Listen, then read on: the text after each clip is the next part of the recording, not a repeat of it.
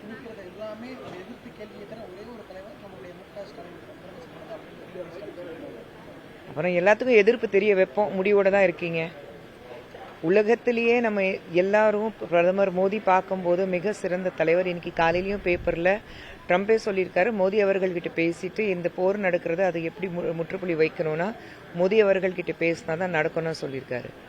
உலகத்திலே இருக்கிறவங்களுக்கு தெரியாதது ஸ்டாலின் அவர்களுக்கும் டெபுட்டி சிஎம் அவர்களுக்கும் இருக்கு. எப்படி இருக்குன்னா, இந்திய தேசத்திலேயே பிரச்சனை 2 மாநிலத்துல தான் இருக்கு.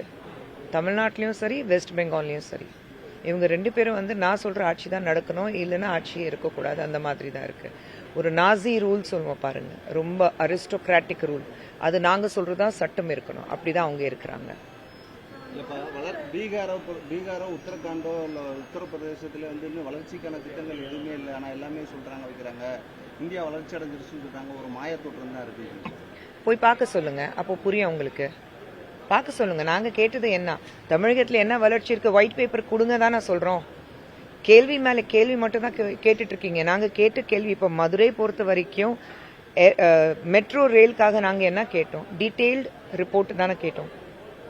டீடைல் ரிப்போர்ட் தானே கேட்டோம். டீடைல் ரிப்போர்ட் ப்ராஜெக்ட் கேட்டிருக்கோம். நீங்க என்ன பண்ணிருக்கீங்க, இது வரைக்கும் கொடுத்தீங்களா? கேட்கிற கேள்விக்கு ஏன் பதில் இல்ல? அதுக்கு ஏன் நீங்க திரும்பி திரும்பி கேள்வி மட்டும் தான் கேட்டுட்டு இருக்கீங்க?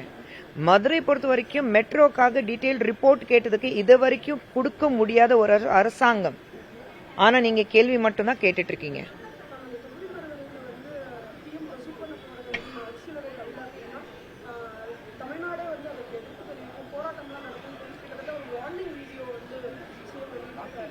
அதுதான் எனக்கு புரியல. ஒரு முதலமைச்சர் பேசுற பேச்சா, ஒரு டோனா? அப்போ நீங்க மம்தா பானர்ஜிக்கும் வெஸ்ட் பெங்கால் இருக்கிற மம்தா பானர்ஜி ஒரு வீடியோகள் பாத்தீங்கன்னா, நீங்க வாக்களிக்கும் போது யாருக்கு வாக்களிக்கிறீங்க, உங்களோட ஆதார் எல்லாம் நாங்க லிங்க் பண்ணி வச்சிருக்கோம், அதெல்லாம் எங்களுக்கு தெரிய வரும். ஒரு மிரட்டுற அளவுக்கு இருக்கும்போது வெஸ்ட் பெங்கால் நடக்கிற பிரச்சனைகளுக்கு தமிழ்நாட்டுக்கு என்ன வித்தியாசம் இருக்கு? இன்னைக்கு பிரதமர் மோடி பார்த்துட்டு கேட்கிற கேள்வியா அவரு? ஒரு முதலமைச்சர் பேசுற பேச்சா இது அவருக்கு தப்பா இருக்குன்னு சரியா படலையா? அவருக்கு தெரியலையா? அவர் பேசுற ஒவ்வொரு விஷயம் சரியா தான் தெரியுதா? நீங்க அப்போ மிரட்டுறீங்களா? மிரட்டுற அளவுக்கு தானே இருக்கீங்க. தமிழ்நாட்டில் உட்காந்துட்டு நீங்க மிரட்டுறீங்கன்னா உலகத்துல எல்லாரும் பார்த்துட்டு பிரதமர் மோடி பார்த்துட்டு மிக சிறந்த தலைவர் நான் சொல்லிட்டு இருக்காங்க. அவர் நினைச்சா மிரட்டலாம், ஆனா நாங்க மிரட்டுறதுக்கு ஆளு கிடையாது. தமிழ்நாடு பொறுத்த வரைக்கும் நம்மளுடைய அங்கம், தேசத்துடைய பாகம். எங்களுக்கு அது மோடி அவர்களுக்கு தமிழ்நாட்டு மேலே ஒரு தனி ஈடு இருக்கு. அவர் எப்பவுமே தமிழ்நாடு பத்தி ரொம்ப பெருமையா பேசிட்டு இருக்காரு. சோ முதலமைச்சர் பேசுற பேச்சு பார்க்கும்போது எனக்கு ஆச்சரியம் இல்லை, ஆனா ரொம்ப வருத்தமா இருக்கு. ஏன்னா ஒரு முதலமைச்சர் பேசுற விதம் கிடையாது அது.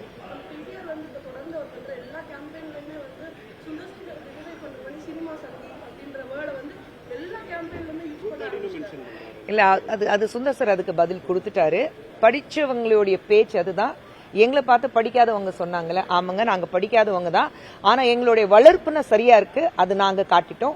சுந்தர் சார் பொறுத்த வரைக்கும், என்னை பொறுத்த வரைக்கும் நாங்க பர்சனல் அட்டாக்கே பண்ணல. இங்கே 10 வருடங்களாக நீங்க 2 முறை 10 வருடங்களாக நீங்க தொடர்ந்து ஒரு எம்எல்ஏ ஆக இருந்திருக்கீங்க, நீதி அமைச்சராக இருந்திருக்கீங்க, ஐடி அமைச்சராக இருந்திருக்கீங்க. நீங்க ஐடி அமைச்சர் இருக்கும்போது நீங்க இது பண்றீங்க எங்களை மட்டும் இல்ல, பிரஸ்காரங்களும் இழுத்து அவங்களை பத்தி இழிவாக பேசிதான் அவர் எழுதினாரு. அப்போ படிச்சவங்க பேசுற பேச்சுக்கு கூத்தாடி சினிமா சங்கி இல்ல ஜிம்னாஸ்ட் என பார்த்துட்டு குரங்கு மாதிரி இந்த கட்சியில இருந்து அந்த கட்சிக்கு தாவறீங்க. கேட்கக்கூடிய கேள்வி ஒண்ணுதான், உங்க கட்சியில அத்தனை திமுக இருந்து பிறந்த வளர்ந்தவங்களா? நீங்க கொண்டாடிட்டு இருக்க செந்தில் பாலாஜி 10 ரூபாய் செந்தில் பாலாஜி எங்கிருந்து வந்தவங்க? சேகர் பாபு எங்கிருந்து வந்தவர்? எல்லாரும் பார்த்துட்டு இன்னைக்கு காங்கிரஸ் உடைய, நீங்களும் டிஎம்கே மாறி மாறி காங்கிரஸ் உடைய இருந்தீங்க. கலைஞர் காலத்துல நீங்க பிஜேபியோட இருந்தீங்க. அப்ப நீங்க மாத்தி நீங்க கூட்டணி வைக்கலையா? அப்போ நீங்க உங்களுக்கு பார்த்து நாங்க என்ன கூப்பிடுறது? ஆனா அந்த அளவுக்கு நாங்க இறங்க மாட்டோம். படிப்பு இல்ல, நாங்க உங்களை மாதிரி லண்டன் அமெரிக்கா போய் படிச்சுட்டு வரல. நான் 8வது வரைக்கும் தான் படிச்சிருக்கேன். என் வீட்டுக்காரர் 12வது 12th வரைக்கும் தான் படிச்சிருக்காரு. ஆனா எங்களுடைய வலுப்பு சரியா இருக்கு. அது எங்க அப்பா அம்மா பேர் நாங்க காப்பாத்துவோம்.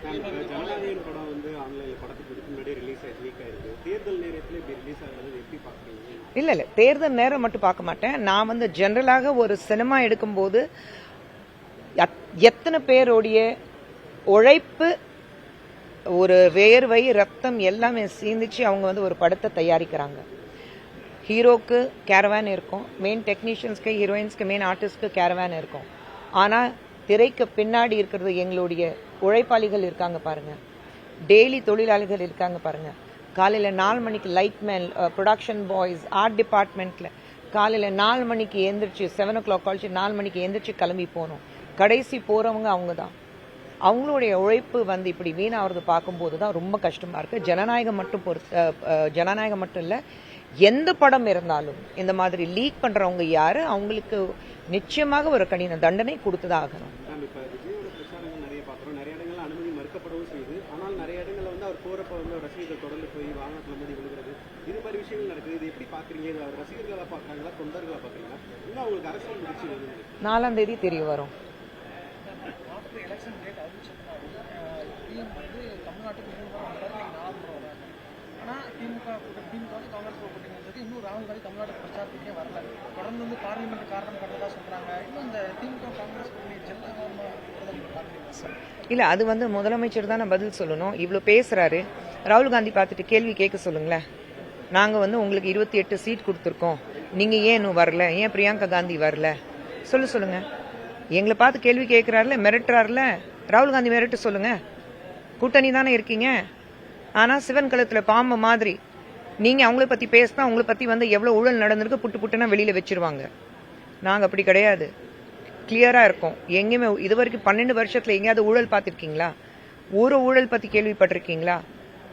ஒன்றுமே கிடையாது. கிளீன் கவர்மெண்ட், கிளீன் சிட் மக்கள் எங்களுக்கு கொடுத்துருக்காங்க. ஆனால் திராவிட முன்னேற்ற கழகம் பொறுத்த வரைக்கும், காங்கிரஸோடைய கூட்டணி பொறுத்த வரைக்கும் வெறும் ஊழலுக்கு பேர் போனது. இந்தியாவே நீங்க வந்து வெளியூர்லேருந்து உலகத்திலேயே இந்தியாவை பார்க்கும்போது it was only about corruption, ஊழல் பற்றி மட்டும்தான் ஒரு நாடு இருந்ததுன்னு சொல்லப்பட்டது. ஆனால் இன்னைக்கு அப்படி கிடையாது. ஸோ முதலமைச்சர் அவர்கள் பிரதமர் மோடி பார்த்துட்டு அவர் கேள்வி கேட்கறதுக்கு பதிலாக தைரியமா ஸ்டேஜில் கூட்டணியில தானே இருக்கீங்க, எங்க ஆளு காணோம், அக்கா தம்பி 2 பேரும் கேள்வி கேட்க சொல்லுங்க, தைரியம் இருந்தா கேட்க சொல்லுங்க. தெலுங்கானா சிஎம் வந்து இந்த தொகுதி மறுவரையில் எல்லாரும் நம்ம தமிழ்நாடு சிஎம் லெட்டர் எழுதியிருக்காங்க, நம்ம எல்லாம் அதில் ஒன்றிணைவோம், டெல்லியில் வந்து நமது குரலை வந்து நம்ம பாதுகாக்கணும் அப்படின்னு. ஸோ இவங்கெல்லாம் சேர்ந்து அந்த ஷேடோ கிரியேட் பண்ணுறாங்க சென்ட்ரலுக்கு அகேன்ஸ்டாக. தெலுங்கானா காங்கிரஸ் தானுங்க. அப்போ அதான் கூட்டணி சொல்றேன். ஊழலுக்கு மட்டும்தான் நான் பேர் போனது. வேற யாருமே இதுல வராங்க சொல்லுங்க? வேற யாராவது இவங்களுக்கு கூட இருக்கிறாங்களா? காங்கிரஸ், டிஎம்கே இவங்க 2 பேரும் மட்டும்தான் குரல் எழுப்புறாங்க. அப்போ இந்தியா முழுவதும் வேற கவர்மெண்ட் இல்லையா? இவங்க 2 பேரும் மட்டும்தான் இருக்காங்களா? பேச சொல்லுங்க.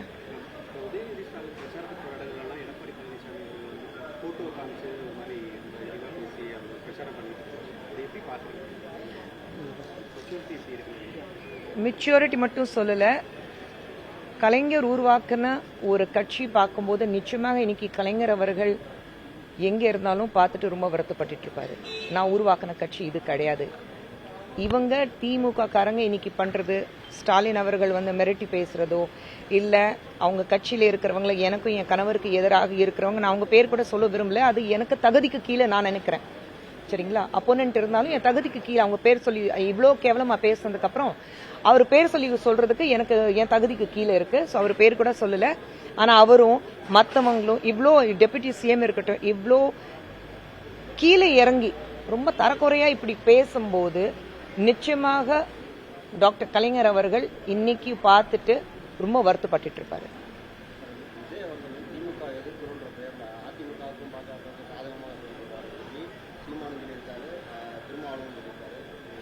என்னங்க?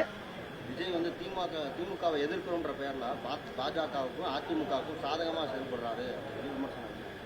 அவங்க என்ன வேணாலும் சொல்லட்டும், அவங்க பாதிக்கப்படுறாங்க, அது மட்டும் உறுதி இல்ல, அது ஒத்துக்கிறாங்கல்ல. அப்போ நாங்க தோத்து போயிடுவோம், அந்த பயம் அவங்களுக்கு இருக்குல்ல. விஜய் அப்ப சாதகமா செயல்படுறாரு. அதை விஜய் கிட்ட கேளுங்க. எங்க கிட்ட அவங்க தானே குற்றச்சாட்டு வைக்கிறாங்களே, விஜய் கிட்ட நேரா கேட்க சொல்லுங்களேன். எதுக்கு எங்களுக்கு கேட்கறாங்க? கூட்டணியில யாரு இருக்கா? சீமான் தனியா நிக்கிறாரு. விசிகே நீங்க திமுக கூட்டணியில தானே இருக்கீங்க. தைரியம் தான் விஜய் கிட்ட கேளுங்க, இறங்கி கேளுங்க விஜய் கிட்ட.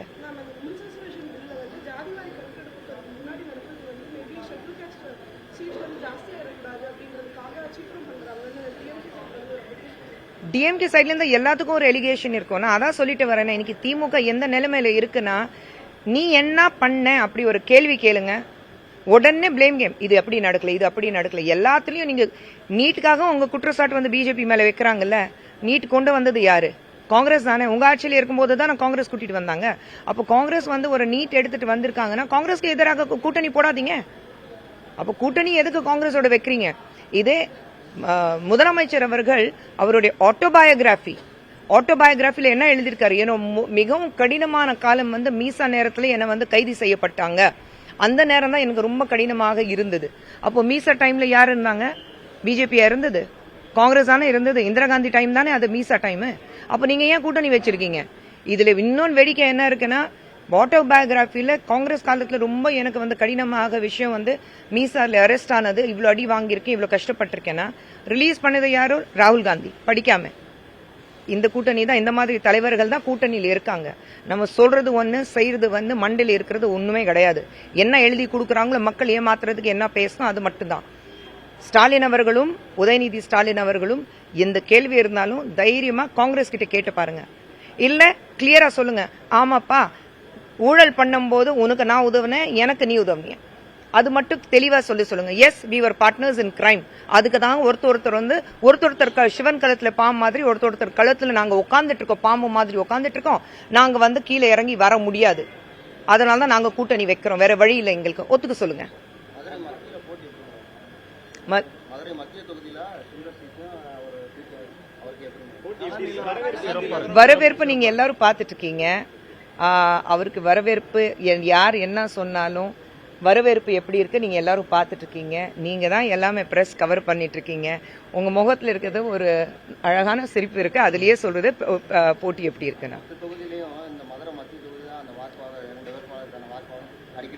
கண்டிப்பா வாக்குவாதம் கிடையாது சார். ஏதாவது வாக்குவாதம் கொடுத்திருக்காரா? வாக்குவாதம்னா எப்போ இருக்கும்? அவர் எங்க வார்த்தை கொடுத்தாரு? சுந்தர் சிடனா வார்த்தை கொடுத்தாரு. ஒரு வார்த்தை தவறான வார்த்தை அவர் பயன்படுத்திருக்காருன்னா சொல்லுங்க. அரசியல் ரீதியாக என்ன வேலை செஞ்சீங்க? ஆதாரபூர்வமா தான் நான் காட்டுறோம். மத்திய மதுரைக்கு நீங்க என்ன பண்ணீங்க? அது 10 வருடமாக நீங்க எம்எல்ஏ இருக்கீங்க. உங்களுக்கு வந்து டாய்லெட்ஸ் கிடையாது, சாலைகள் கிடையாது, உங்களுக்கு மழை பெஞ்சா தண்ணி தேங்கி நிக்குது, உங்களுக்கு வந்து சாக்கடை பிரச்சனை இருக்கு, அங்க இருக்கிறது கோயில் சுத்தி இருக்கிறது எந்த வசதியும் இல்ல. டூரிஸ்ட் ஸ்பாட் தானே மதுரை. உலகத்திலேயே மிக கேவலமான டர்ட்டியஸ்ட் சிட்டி அப்படி சொல்லும் போது மதுரை நம்பர் 1ல நிக்குது, அதுவும் மத்திய மதுரை. அப்ப இதுக்கு யார் பொறுப்பு? நீங்க தானே பொறுப்பு. அந்த கேள்வி மட்டும் தானே கேட்கிறோம் சார். கேள்வி சுந்தர் சார் கேள்வி கேட்ட உடனே நீங்க நைட்டு 2 பேர் உட்கார வச்சுட்டு பெயிண்ட் அடிக்கிறீங்க, டைல் ஓட்டுறீங்க, ஜேசிபி கொண்டு வந்து அந்த குப்பையெல்லாம் எடுக்கிறீங்க. ஏன் 10 வருடமாக உங்களுக்கு இந்த குப்பை தெரியலையா? டாய்லெட் வசதி இல்ல, அது தெரியலையா? ஏன் ஈஸியா நீங்களே வந்து பிரஸ்காரங்க அங்க போயிட்டு பார்க்கும்போது இருக்கிற டாய்லெட்ஸ்ல வந்து அருவாலும் கத்தியெல்லாம் வச்சிருக்காங்க. அது மக்களுக்கு தெளிவாக சொல்றாங்க. இது நாங்க குற்றச்சாட்டுகள் வைக்கல, ஆதாரபூர்வமா அங்க இருக்கு. கேள்வி கேட்டோம், பதில் கொடுக்கறதுக்கு வக்கில்ல. அதனால்தான் தகாத வார்த்தையால நீங்க விமர்சிக்கிறீங்க. நீங்க உங்க புத்தி காமிச்சிட்டீங்க, நாங்க எங்களுடைய வளர்ப்பு காட்டுறோம், அவ்வளவுதான். அதிமுக சின்னத்தை வாடகை விட்டு சுந்தர் நிற்கிறாரு. அவருக்கு வாக்களிக்கிறது வந்து ஜெயலலிதா துரோகம் அப்படின்னு சொல்லிட்டு இல்ல, அவர் நிறைய விஷயங்கள் சொல்வாரு. அப்போ நீங்க மக்கள் உங்களுக்கு வாக்களித்தாங்க, அப்புறம் நீங்க என்ன பண்ணீங்க? நீங்க நிறைய பண்ணணும்னு ஆசைப்பட்டேன், ஆனா என் கை கட்டி இருந்தது, என்னால பண்ண முடியல, என்ன பண்ண விடல, அவர் தானே சொன்னாரு. என்ன விளக்கம் கொடுத்தாரு? இல்ல அவர் தானே தெரியும். ஏன் அவர் படிச்சவர் தானே, அப்புறம் வார்த்தை பார்த்து தானே பேசுவாரு. அப்புறம் வார்த்தை விட்டதுக்கு அப்புறம் நான் அப்படி பேசலன்னு அப்புறம் என்ன? அப்ப நாங்க கேக்குற கேள்வி அதுதானே. அப்புறம் ஏன் அந்த பொசிஷன்லயே இருந்தீங்க? என்ன வந்து ஜிம்னாஸ்ட் சொன்னீங்க, குரங்கு மாதிரி தாவி போயிட்டு இருக்கேன், என்ன பத்தி நிறைய விமர்சிச்சாருல. கேக்குற கேள்வி அதுதான். உங்களால நான் ஏன் சுயமரியாதைக்காக நான் கட்சியிலிருந்து வெளியேறினேன்? நீங்க மக்களுக்கு எதுவுமே பண்ண தெரியல, உங்களால முடியலன்னா உங்க பவர் பொசிஷன் எதுக்கு உங்களுக்கு? அப்போ உங்களுக்கு மக்கள் முக்கியம் கிடையாது, அந்த நாற்காலி தான் முக்கியம். ஒரே ஒரு கேள்வி அவர்கிட்ட தெளிவாக கேட்கிறேன். நீதி அமைச்சராக இருந்தீங்க, 30,000 கோடி ஊழல் நடந்திருக்கு. இந்த பணம் எங்க வைக்க போறாங்க? அப்பனும் மகனும் அவருடைய ஆடியோ எல்லாருக்கும் தெரியுமா தெரியாதா? தெரியும்ல. எல்லாத்துக்கு மேல நான் கேஸ் போடுவேன், டெஃபமேஷன் கேஸ் போடுவேன், போட்டுட்டு தான் இருக்காரு, நம்ம பார்த்துட்டு தான் இருக்கோம். அந்த வாய்ஸ் ஏந்து இல்ல, நான் அப்படி பேசவே இல்லை. ஏன் அந்த டெஃபமேஷன் கேஸ் அவர் போடல? அந்த டெஃபமேஷன் கேஸ் எதுக்கு அவர் போடாம இன்னும் உட்கார்ந்துட்டு இருக்காங்க? அதுல உண்மை இருக்கு, அவருக்கும் தெரியும். சோ கேக்குற கேள்வி ஒண்ணுதான், அந்த 30,000 கோடி உங்களுக்கு நீங்க தவறா இருந்தா டெஃபமேஷன் கேஸ் போட்டிருக்கணும். இன்னொன்னு, நீங்க எதுக்கு நீதி அமைச்சருங்கிறது பதவியிலிருந்து உங்களை டிமோட் பண்ணாங்க? உங்களை ஐடி அமைச்சராக ஆக்குனாங்க, ஆனா அங்கிருந்து உங்களை டிமோட் பண்ணிட்டாங்க. அப்போ முதலமைச்சருக்கு உங்க மேல நம்பிக்கை இல்லையா? இல்ல உண்மையில இங்க இருக்கிறது அந்த மாநகராட்சியில பாக்குறதுக்கு 200 கோடி, ஆனா அதுக்கு மேல 2000 கோடிக்கு மேல இருக்கு, அது எல்லாருக்கும் தெரியும். அப்போ நீங்க உண்மையில ஊழல் பண்ணிருக்கீங்களா? பணம் வாங்கியிருக்கீங்களா? அண்ட் அந்த 30,000 கோடி நீங்க ஆடியோ இருந்தது, அது உண்மையான ஆடியோ தானா? உங்களை ஏன் டிமோட் பண்ணாங்க? நான் ஏன் வெளியேறினேன், கட்சியிலிருந்து வெளியில சொல்லிட்டேன். எனக்கு சுயமரியாதை முக்கியம். அந்த சுயமரியாதை எனக்கு சொல்லி கொடுத்தது அழகா கலைஞர் அவர்கள் தான். அவர் கட்சியிலிருந்து நான் வெளியில வந்தேன்னா எனக்கு என் சுயமரியாதை முக்கியம். நான் கட்சியிலிருந்து வெளியே வந்தேன். உங்களை ஏன் நிதி அமைச்சர்லேருந்து ஏன் உங்களை தூக்குனாங்க? அதுக்கு பதில் சொல்லுங்க. தேங்க்யூ.